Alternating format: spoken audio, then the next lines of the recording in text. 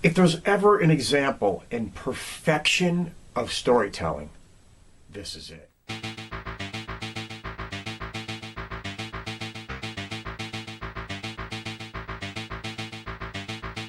Okay, everybody, today we're going all the way back to 1977 to look at a motion picture that truly is one of my all-time favorites, and I think is truly one of the all-time great cinematic masterpieces ever put on film. We are talking about Close Encounters of the Third Kind.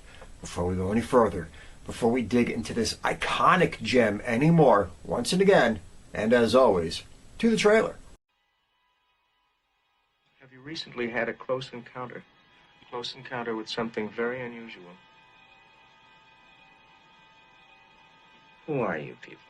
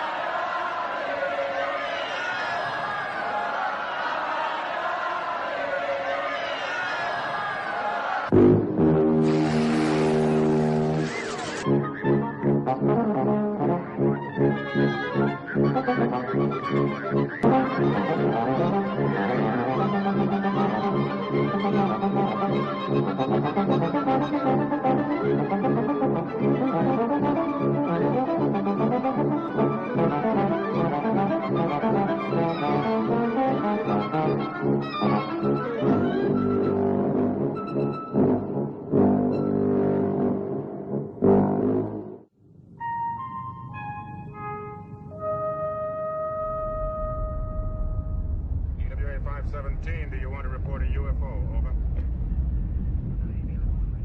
Negative.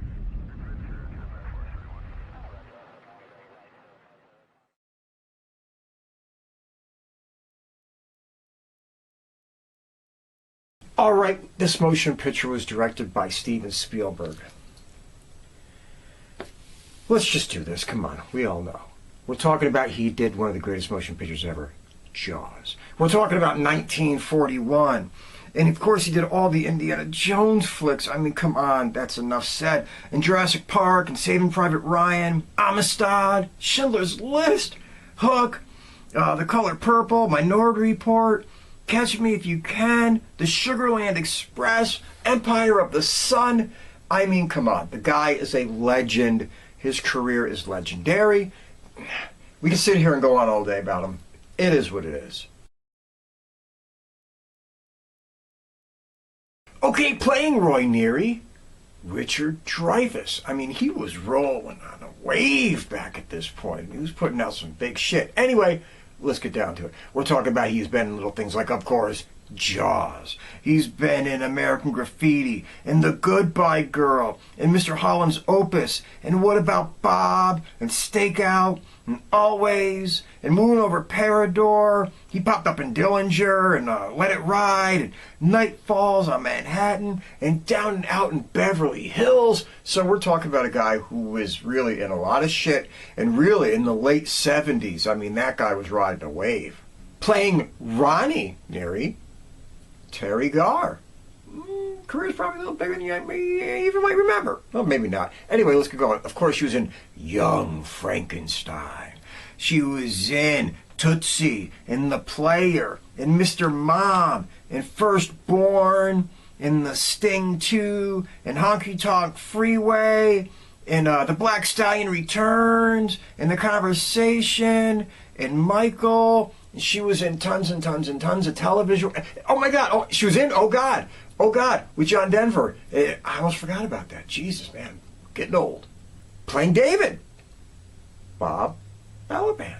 Been around, been in a lot of stuff. Let's do this. We're talking about even little things like 2010, the year we made contact, and Altered States, and Waiting for Guffman, and Alice, and A Mighty Wind, and Deconstructing Harry, and Best in Show, The Mexican, Cradle Will Rock, The Majestic. Again, tons and tons and tons of television work. Is what it is. You've seen his face. Playing Claude, François Truffaut. Now, Yes, he was an actor and he was in some shit, yes. But really, I think his legacy lies in being a director. We're talking about he directed motion pictures like The 400 Blows and Fahrenheit 451 and The Bride Wore Black and Day for Night and The Man Who Loved Women and The Last Metro and Stolen Kisses and Jules and Tom. There's probably a bunch more in my head. I just can't remember shit right now. Anyway, it is what it is. Big career. It is what it is. And playing Jillian, Melinda Dillon. Great job in this movie. We're talking about she was in A Christmas Story. She was in Harry and the Hendersons. She was in Slapshot, for Christ's sakes. And she was in Fist with Stallone. And Bound for Glory. And Absence of Malice. And The Prince of Tides. So she has a nice little resume. Is what it is. Let's keep rolling. And there's also a whole bunch of other faces in this thing. And I could go on for a long time about the other faces in this thing. I mean, I'll just give you a few. We're talking about like Lance Henriksen was in this thing. I mean, come on, Aliens, Terminator, and we're talking like Robert Blossom, who was in like Home Alone, and Christine, and Warren Kemmerling. Come on, TV, Gunsmoke, Bonanza, all that kind of shit.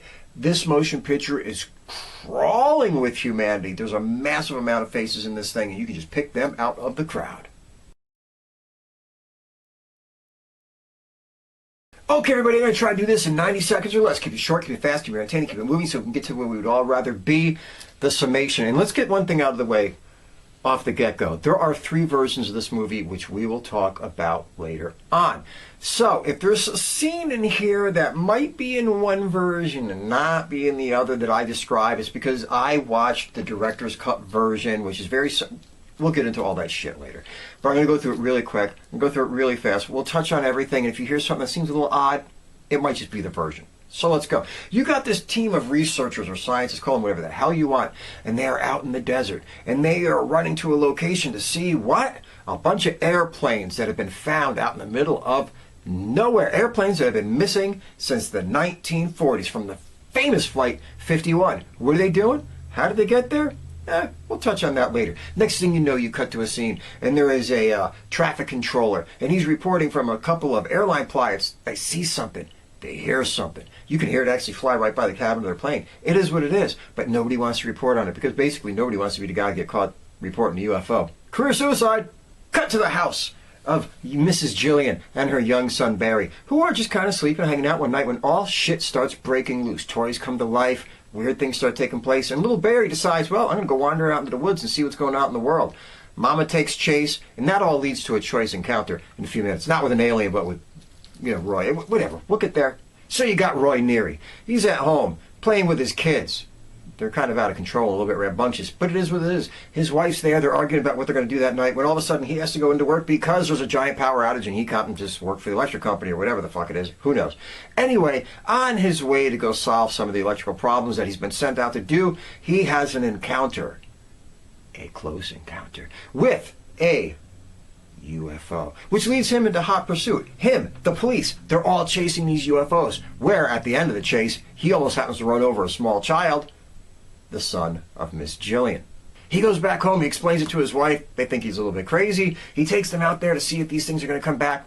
They don't. Next thing you know, he's fired. He's having a rough time. It is what it is. Meanwhile, the research teams are still out there doing their thing. They find a giant ship hanging in the middle of the desert. How'd it get there?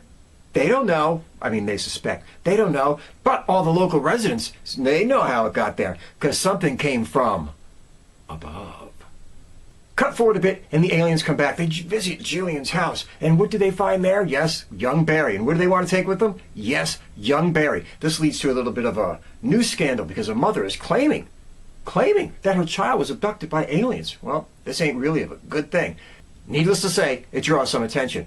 You got Roy. He's living at home with his wife, his very wild kids, and all hell is breaking loose. They're not getting along. They're fighting. He's having these visions he can't keep out of his head, just like Jillian is having visions she can't keep out of her head, of a mountain, and it's driving them insane. They can't think of anything else. They can't deal with anything else. And finally, Roy's wife and Roy's kids can't take no more, and they jet for the hills. Around the same time, he sees on TV the vision that he's had in his head. It just happens to be Devil's Tower in Wyoming, and damn it, he is heading there. As he heads there, he goes and he happens to run into Miss Jillian all over again. You know, the chick whose kitty almost ran over the time, then he kind of hung out with her for a couple seconds at a board meeting. Is what it is. Let's move forward.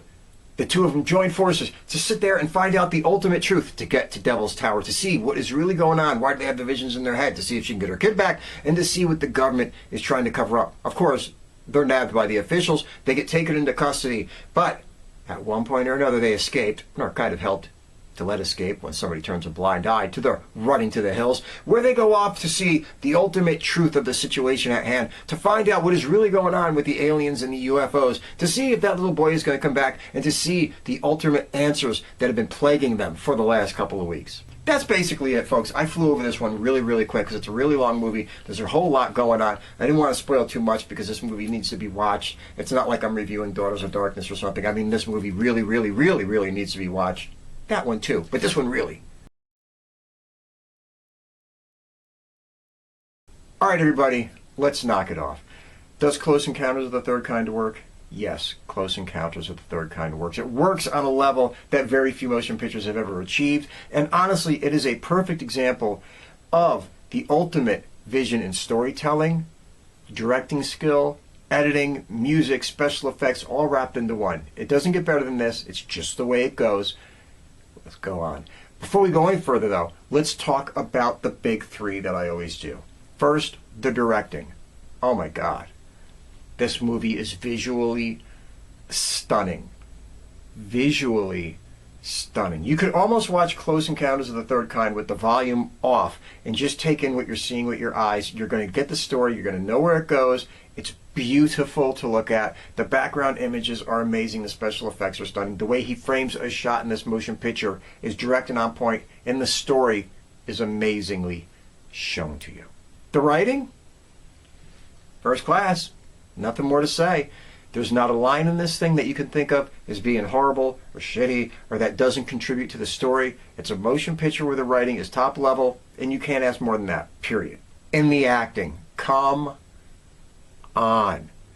The acting in this motion picture, even from like extras, even from the kids, everybody nails it.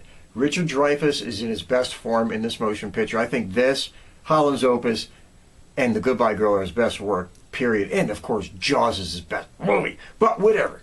He is on point in this, and that's all you need to know. And everybody else just brings it and brings their A game. Melinda Dillon is just incredible as Jillian, this kind of weird, out there schizophrenic mom about her kid being gone. I mean, she brings it. That's all that you need to know. And Teri Garr is even amazing as the wife, just putting up with this insanity around her. So the acting level in this motion picture, again, it's more than most pictures even deserve. Okay, now let's get right back on track of why this motion picture works. This motion picture works because it encapsulates everything that a motion picture can give you, all in one 2-hour and change motion picture. We're talking about it gives you the sense of adventure. It gives you a sense of wonder. It gives you a sense of suspense. It gives you a sense of drama. And as it gives you all of those things, none of the one thing tramples on the other thing. You don't ever sit there and feel like, well, this is supposed to be a suspense movie. Why are they ruining my sense of adventure? Oh, this would be an adventure movie. Why are they throwing in this unneeded drama? It doesn't work like that.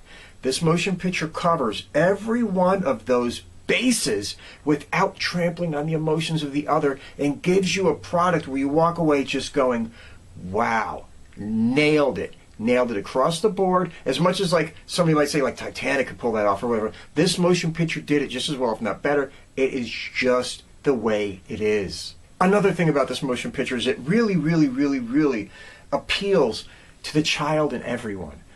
No matter what, when you watch this movie, there's that sense of wonderment and exploration and exploring the unknown and that kind of just going with it that really appeals to the child and everybody, and appeals to that child that lives inside of every adult, inside of every one of us. I happened to see this motion picture when I was 7 years old. So you didn't have to hit the adult in me. I was a child when I went and seen this movie, and I was just flabbergasted by what I saw. The sense of go, the sense of what's beyond the door, the sense of what's taking place. Also met with a sense of being terrified. and being scared, because this movie delivers on that. There's scenes in this motion picture where you really don't know what the hell the aliens are doing. Honestly, you know what I'm saying? You sit there, when they kidnap little Barry, you're like, what the hell is going on? Whether you're an adult or whether you're a child, you're like, this is getting kind of dark. Or even near the end of the movie, when the mothership comes down after the other smaller ships kind of pulled back for a second and all that, you're like, oh shit, is this going to take a seriously dark turn? What's going on? This is, I hope everything works out. So this motion picture possesses all those things, along with possessing the human drama that's going on as you watch these people's lives fall apart, is the stress that this has all caused to their internal world, their internal lives, their relationships, their jobs, and everything falling apart around them because they've been so obsessed and possessed with this event that happened to them, which is not only mind-shattering and soul-shattering, it's just beyond their comprehension. Now, on a technical point, let's keep in mind, too, this motion picture has one of the most brilliant scores you will ever hear committed to a film. Just the way it is, just the way it goes. John Williams nails it out the park. It is unforgettable, and we all know that little 5-note rhyme. Dee dee dee dee dee. We all know it. It's in our heads. It's on cell phones. It's all over the goddamn place. It's part of the lexicon of America. It has become part of us. But what is brilliant about this motion picture is they knew when to lay off the soundtrack. When the mothership pops up at the end of the motion picture, it's brilliant that there's no music with it. Just that loud sound of those droning engines or anti-grav or whatever the hell is taking place gives you a sense of this ominous feeling. The mass of the object, the terror or wonderment of the people standing below it. They didn't need music to hype it up. They didn't need music for that scene. So the use of the score in this motion picture is just perfect. It's a masterclass of when to use music and when not to use music. Plain and simple, just the way it is. And let's not forget the special effects. I dare anything to rival this. Even to this day, some of these special effects in this motion picture are just off the charts. And this is what I think was the glory days of special effects in motion pictures, from like 76 up until like 84, where it was still mostly almost all practical effects with models and with mirrors and with flood tanks and paint going in them to look like clouds, all that kind of shit. Optical in-camera effects. And nothing I have ever seen in the CGI world since then can come close to what I witnessed in this motion picture, in Blade Runner, in Star Trek, the motion picture, and or Wrath of Khan. Nothing has come close to rivaling those things. I don't care what kind of wonking Apple computers they're running their shit through. Nothing. So if you want to see practical effects done brilliantly, watch this motion picture. You do not see shit like this anymore, ever. Are there any downsides to this motion picture? Honestly, no, but there are changing vibes to this motion picture. Let me put it that way. If you watch this motion picture as a child, and you see it through a child's eyes, you very much can identify with the Roy Neary character. You get where he's coming from. You're like, oh yeah, dude, go, go, go. I wish I was your age so I could be you. And just go and hop on that ship and take off. And the sense of wonderment and the sense of I ain't afraid of it, I want to get into it type thing. That is what you relate to. As you get older and you're an adult, you kind of see Roy Neary in a different way. He's kind of an overgrown child with no control over his life. I mean, his kids are completely out of control and smashing things and acting like animals. His wife, who you really kind of think is really mean and rotten when you're younger, and then when you get older, you're kind of like, well, you know, she had a point. She's not that bad. I mean, she'd be a little crabby, but I mean, she tried, you know, that kind of thing. As you look at the motion picture through the eyes of an adult, you say, boy, this guy just left his kids, left his wife. He's kind of getting way too close to a chick that he's known for a grand total of maybe 4 hours in combined minutes. Roy, what are you doing? So that is the difference of watching this movie in 1977 when you were young and watching the movie when you're in your 50s and you get older. You look at Roy Neary and you say, wow, at one point he was really great in my eyes, and now he's kind of an idiot. But that's not really a negative on the motion picture. It's just the way it goes. Even Spielberg himself has said, I couldn't make this movie today because I'm an adult. And when I made that movie, I was young. And I didn't have kids and a family, so my mind worked differently. And as a watcher, you're going to see some of that too and relate to it. And as I mentioned earlier, there's also 3 versions of this motion picture out there. You got the original theatrical version, which is great and wonderful, and we all love it. Then you had the special edition, which I thought was like, all right, it's okay. But they threw in that scene at the end of it, which just was stupid. Showing the inside of the mothercraft, you're like, really? I didn't need that. I didn't need to see it. Didn't really care. It is what it was. Then came the director's cut. And the director's cut is the one I watched for this, where you got some of the extra stuff that you had in the original one, or the special edition where they find the big ship and all that kind of stuff, the human ship in the desert. And they take off the bullshit at the end with going inside the mothercraft. So if you want to see the most complete version, watch the director's cut. If you want to see the classic, watch the original. If you fall into anything that sees the special edition, just fucking avoid it and go to the one of the other two. I'm sure you'll be much happier. Okay, everybody. I know a lot of you have seen this motion picture. And reviewing this is kind of almost silly and pointless on a channel that really I kind of mostly steer to movies that people have missed and under the radar type stuff. You can't miss Close Encounters of the Third Kind. An amazing motion picture. An amazing achievement with a very strange title, by the way, because I remember Close Encounters of the Third Kind was almost as mysterious as the way you're like, what the fuck is this thing about? What is Close Encounters? UFOs? I mean, that's a weird title. Nobody knew what it meant at the time. And it had that ominous lobby card with the road that went off into the sunset. I think I'm using it over here. It was just spooky and terrifying. You didn't know where this thing was going to go. I don't even know what I was saying before I got off on a tangent. But go watch this motion picture. Delivers on so many levels. A production, A cast, A story. It's just what it is. Okay, everybody, be good. Take care. Stay out of trouble. Be kind to a friend. Be polite to a stranger. But above all else, never, and I mean ever, take any bullshit from anybody. See you soon.